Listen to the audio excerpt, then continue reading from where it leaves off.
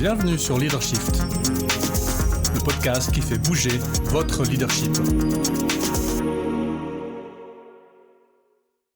Bonjour, c'est la pause estivale. Cette année, pour agrémenter votre été, j'ai choisi 4 épisodes dans lesquels nous étudions le leadership de personnages fictifs célèbres. Un bel été, à bientôt! Bienvenue sur Leadershift, le podcast qui fait bouger votre leadership. Bonjour, c'est Vincent, bienvenue dans un nouvel épisode de Leadershift. Cette semaine, on retourne dans notre série Le Leadership 2 et on va s'intéresser à un de mes personnages favoris, en tout cas de la série Game of Thrones, que je n'ai pas particulièrement apprécié pour un tas de raisons qu'on pourra discuter si on se voit une prochaine fois, mais le personnage de Sansa Stark m'a vraiment beaucoup plu. Personnage féminin dans un monde masculin, hein, on est dans le médiéval, certes fantastique, mais médiéval quand même. Et le personnage, sans analyser son leadership, me plaisait beaucoup parce que elle a survécu, elle a beaucoup souffert, mais elle a beaucoup appris. Et c'est un style de leadership, compétence de leadership, qui, à mon avis, est très intéressant. La citation qui va nous accompagner pendant cet épisode, c'est « Without Littlefinger and Ramsay and the rest, I would have stayed a little bird all my life. » Sans Littlefinger, qui était Lord Baelish, sans Ramsay, qui était son tortionnaire, et le reste, je serais resté un petit oiseau toute ma vie. Little Bird, je me souviens bien, c'est le nom que son père lui donnait, puisqu'elle était numéro 3, oui, je crois, dans la lignée. Donc, il n'y avait aucune chance qu'elle ait jamais un rôle de leader ou leadership dans sa vie. Donc, sans tous ces personnages, je serais resté un petit oiseau toute ma vie. Et on y reviendra, c'est très intéressant, ça fait écho avec l'épisode précédent. Alors, style de leadership. Alors, Sansa Stark n'a jamais commandé d'armée, elle n'a pas de dragon, elle n'a pas de légitimité guerrière de Jon Snow, elle n'a pas le don rhétorique de Daenerys Targaryen, elle a pas grand-chose, apparemment. En revanche, ce qu'elle a, elle l'a beaucoup, et ce qu'elle possède est rare, et plus rare, et c'est presque jamais valorisé dans les typologies classiques de leadership. C'est une capacité d'observation quasi clinique des rapports de pouvoir et une discipline pour ne pas agir avant de comprendre. Donc il y a une espèce de patience, alors qui est aussi due aux contraintes qui sont les siennes, mais à la situation dans laquelle elle est, mais effectivement une capacité d'observation très importante. Son style s'apparente en fait à ce que Bass et Avolios sont les deux chercheurs qui ont établi ou fondé le leadership transformationnel, et Bass appelle ça du leadership transactionnel dans sa forme la plus sophistiquée, c'est-à-dire que Sansa elle transforme pas par le charisme, c'est pas ses discours ou ses faits d'armes, mais elle crée des conditions de résultat par la gestion des contraintes et des coalitions. Donc une espèce de leadership politique, si on veut bien. Elle sait ce qui peut être dit, quand et à qui, elle sait ce qui doit rester tu, et à quel moment est-ce qu'on peut faire une concession, etc. Donc c'est une très bonne négociatrice, d'où l'idée de leadership transactionnel, puisque c'est pas un leadership par le charisme ou la motivation, c'est un leadership par la transaction, les alliances. Et donc c'est intéressant, puisque on pourrait dire finalement, elle n'a peut-être pas beaucoup de charisme. Ok, mais qu'est-ce qu'elle a d'autre ?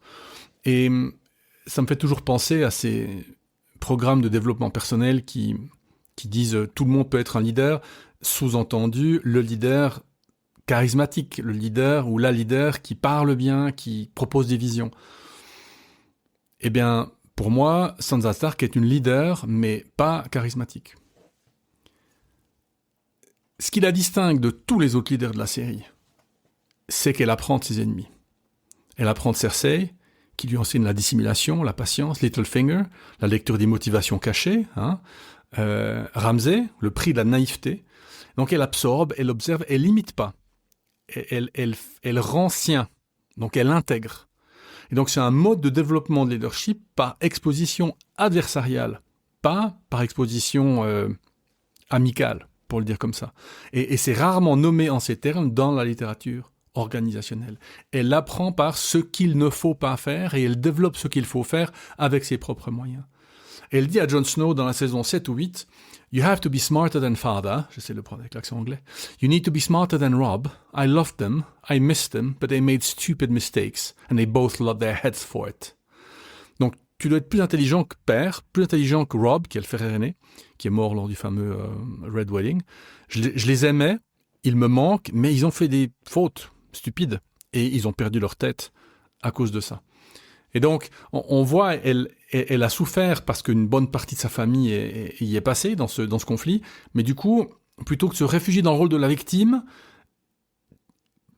pour des raisons que j'ignore, que je ne connais pas, elle décide d'essayer de voir, d'observer, d'apprendre ce qui se passe. Alors, vis-à-vis du changement, comment est-ce qu'elle réagit ? Évidemment, la mort de son père, la mort de Ned Stark, détruit le cadre de référence dans lequel elle a construit son identité, le Little Bird. Hein. Et donc, sa réponse n'est pas la résistance frontale, ni la fuite. C'est une adaptation qu'on pourrait qualifier de tactique. Elle ne peut pas résister frontalement parce qu'elle n'a pas d'armée, elle n'a pas de dragon, elle n'a pas grand-chose. Donc, elle apprend à sourire à Joffrey. Tout en maintenant un espace intérieur intact. Et ça, c'est intéressant. Cette espèce de noyau en elle elle reste Sansa Stark, elle n'oublie pas qu'elle vient du Nord, mais elle fait ce qui est nécessaire pour survivre. Et alors, évidemment, ce que les organisations connaissent aussi sous des formes certes moins extrêmes, mais quand vous vivez dans un environnement hostile, eh bien, peut-être que ça vous contraint à une double lecture, vous protéger, mais sans être paralysé. Lors de la fameuse bataille des bâtards, pendant la crise, sans elle d'ailleurs, le Nord perd et Jon meurt. Jon prend des décisions militaires, mais Sansa prend la décision politique de solliciter Littlefinger et de lui amener le royaume du voile, qui est sa tante, je crois, pour faire basculer la décision militaire. Alors certainement, en plus à son frère, mais pour garantir la victoire. Alors est-ce que la trahison ? C'est une bonne question. En tout cas, c'est une lecture relativement analytique et froide des ressources disponibles et du temps restant. Sous pression maximale, elle agit. Donc elle a choisi un levier avec une précision, et c'est là où en fait ça montre la limite des leaders démonstratifs charismatiques qui parlent beaucoup, mais qui finalement, quand le moment vient de trouver l'alliance, de trouver le levier, et c'est pas toujours aussi facile. Parce qu'on sait que le problème du leadership charismatique, c'est le manque de gestion. Et nous, ici, à Leadership, eh bien, on sait que la gestion, le management, c'est hyper important, même pour un leader. Alors, face à l'agressivité, tous ceux qui l'ont agressé, voire violé, il y a des scènes assez terribles dans cette série, Joffrey, Ramsay, Littlefinger, elle n'entre pas dans le jeu direct. Elle sait qu'elle peut pas se battre physiquement déjà. Donc elle encaisse, elle diffère, elle attend que le rapport de force ait changé. Il y a cette patience. Et donc, elle fait exécuter Littlefinger au moment précis où elle sait qu'elle dispose de la légitimité, du témoignage de son frère et de l'autorité nécessaire. Les gens vont lui reconnaître l'autorité pour exécuter un traître. La patience, dans ce cas-là, c'est pas de la passivité. C'est une espèce de gestion du timing qui est très important et qui est difficile à cultiver. Le bon moment. On fait référence à un des précédents épisodes dans lequel on parlait du kairos grec, du bon moment. Elle a attendu le bon moment pour faire exécuter Littlefinger. La scène, d'ailleurs, est terrible, puisque Littlefinger commence par dire qu'il a aimé sa mère, et puis Sansa répond « Mais tu l'as trahi ». Et Littlefinger « Mais je t'aime, je t'ai aimé, plus que tout le monde ». Et elle répète. Sansa dit « Et même, tu m'as trahi. Quand tu m'as ramené à Winterfell, tu m'as dit qu'il n'y a pas de justice dans le monde à part celle qu'on fait. Merci pour toutes vos leçons, Lord Baelish. Je ne les oublierai jamais. » Donc, on voit là la concrétisation de cet aspect de l'apprentissage par, entre guillemets, par l'ennemi ou par l'adversaire. Comment est-ce que ça résonne avec le monde actuel ? Le modèle de Sansa contredit une conviction qui est souvent répandue, que je vois beaucoup dans les programmes de développement de leadership. On se forme par exposition à des modèles positifs, ce qu'on appelle l'apprentissage vicariant. Donc des mentors exemplaires, des pères inspirants. Oui, mais s'il n'y a pas, si j'ai pas autour de moi, parce que je vis dans une organisation dysfonctionnelle, parce que je travaille avec un chef qui, ma foi, n'a jamais réfléchi sur ce que c'était le leadership. Donc, bien sûr que l'apprentissage vicariant fonctionne, mais l'apprentissage adversarial que Sansa pratique montre qu'on peut apprendre de modèles négatifs à condition de maintenir un jugement réflexif sur ce qu'on observe. et de pas reproduire ce qu'on a appris à subir. C'est la différence entre le mimétisme et l'apprentissage. Vous voyez, Sansa aurait pu devenir une tortureuse, une méchante, entre guillemets, pour le dire comme ça. Mais il y a ce noyau intérieur, cette réflexion sur qui elle est, ce qu'elle doit faire, qui la maintient, je dirais, en vie, qui la maintient saine d'esprit. Elle dit « I'm a slow learner, it's true, but I learn ». J'apprends difficilement, lentement, c'est vrai, mais j'apprends.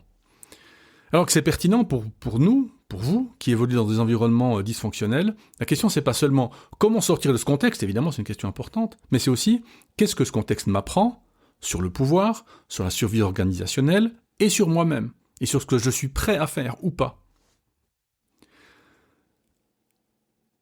Avec le monde actuel, autre résonance, alors et les dames de Winterfell, et ils sont pas très riches. Donc elles gouvernent avec une économie de moyens qui est remarquable. Peu de discours, beaucoup de préparation, beaucoup de management, une attention constante aux ressources concrètes, les réserves pour l'hiver. Et de nouveau, que le leadership charismatique va complètement négliger. Donc c'est vraiment du management, du leadership opérationnel ancré, souvent invisible, et alors surtout rarement célébré. Et peut-être qu'avec Sansa, on va redonner quelques lettres de noblesse au bon vieux management patient, ennuyant, mais ô combien important. Alors, limite des zones de fragilité, évidemment, c'est pas un modèle parfait. Le problème de l'apprentissage par adversité, c'est qu'il laisse des traces. Et ce ne sont pas toutes des compétences. Par exemple, Sansa peine à la confiance. Elle suspecte des motivations, elle devient méfiante, donc elle retarde les alliances, elle préfère la vérification à l'adhésion. Donc, avec Jon et Daenerys en particulier, cette méfiance ralentit des coalitions qui auraient pu se former beaucoup plus tôt. Donc ça, c'est une première limite. Cet apprentissage patient peut devenir une paralysie passive.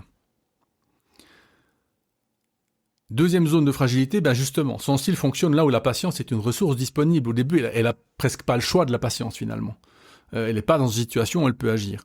Donc, dans une organisation en crise rapide, où les décisions doivent se prendre en heures, ou pas en saison ou en année, le leadership par observation différée, ça peut devenir un handicap structurel. Troisième limite, ou zone de fragilité, c'est peut-être le point le plus difficile, Sansa n'a jamais vraiment choisi son style. Elle a été formée par la contrainte.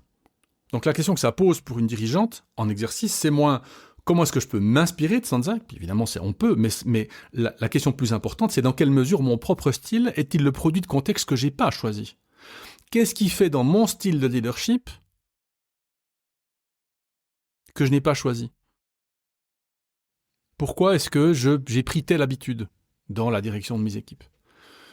Eh bien, si vous y réfléchissez, le coaching permet de le faire, mais si vous y réfléchissez, vous verrez que c'est pas toujours évident de se dire, oui, en fait, c'est parce que j'ai vécu telle chose positive ou telle chose négative. Et pourtant, c'est fondamental de le savoir, puisque ça va nous aider à identifier justement les moments où ça va être mis en jeu ou pas.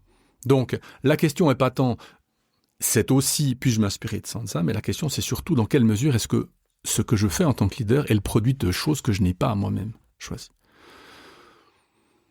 Donc c'est intéressant parce que Sansa a saisi l'occasio, dernier épisode sur Machiavel, fourni par la fortuna pour y appliquer sa virtu.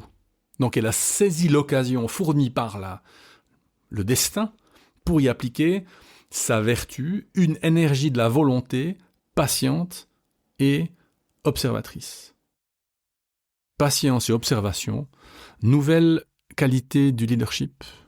Je vous laisse décider. À la semaine prochaine. Ciao.